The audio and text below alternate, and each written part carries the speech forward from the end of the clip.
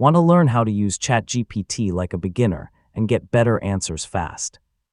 In this guide, I'll walk you through everything you need to know, from starting a new chat to writing effective prompts and using ChatGPT for everyday tasks. So let's get started. First, open the ChatGPT website or mobile app.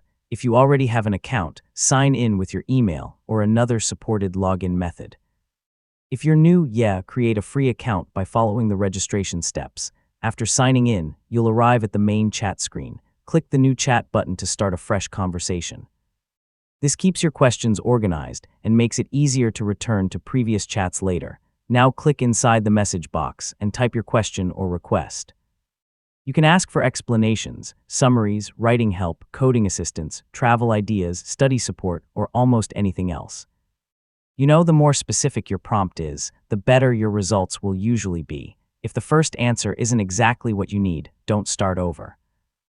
Simply ask ChatGPT to make the response shorter, more detailed, easier to understand, or rewrite it in a different style. Treat the conversation like you're talking with a helpful assistant. You can also upload supported files or images when available on your account.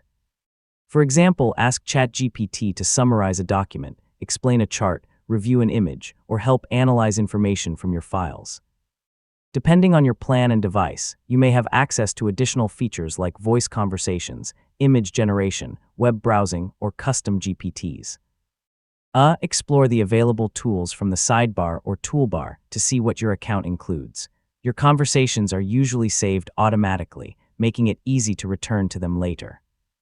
You can rename chats, search through previous conversations, or delete chats you no longer need from the sidebar. And that's how you use ChatGPT from start to finish. Once you start asking clear questions and refining your prompts, you'll quickly get more useful answers.